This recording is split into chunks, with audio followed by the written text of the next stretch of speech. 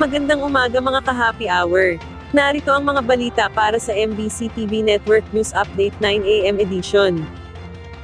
US President-elect Trump malugod na tinanggap ang pagbati ni PBBM sa kanyang pagkapanalo. Malugod na tinanggap ng may pasasalamat ni US President-elect Donald Trump ang pagbati ni Pangulong Ferdinand Marcos Jr. sa kanyang muling pagkapanalo bilang Pangulo ng Amerika sa katatapos na 2024 US elections. Ito ang kinumpirma ni Philippine Ambassador to the US Jose Manuel Romualdez. Aniya, ipinaabot ni Pangulong Marcos ang kanyang pagbati sa pagkapanalo ni Trump sa pamamagitan ng SMS o text message. Sa ngayon, ayon kay Ambassador Romualdez, hindi pa tiyak kung mag-iimbita ang kampo ni Trump ng ibang world leaders sa kanyang inaugurasyon na inaasang sa isasagawa sa 2025 pa. Una na ngang sinabi ni Pangulong Marcos sa isang statement kasabay ng kanyang pagbati kay Trump na looking forward ang presidente na makatrabaho ang nagbabalik na Pangulo ng Amerika kaugnay sa maraming mga isyu na kapwa magbubunga ng parehong benepisyo sa US at Pilipinas ng malalim na ugnayan, paniniwala, vision at mahabang kasaysayan ng pagtutulungan.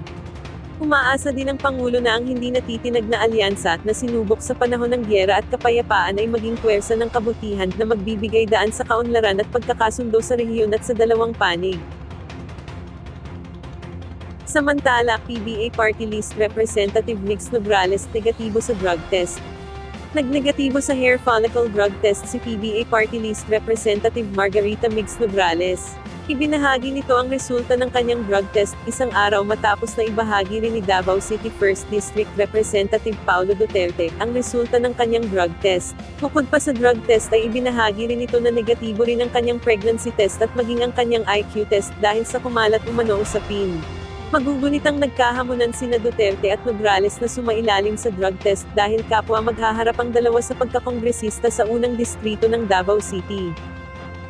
At yan ang mga balita para sa MBC TV Network News Update 9 AM edition.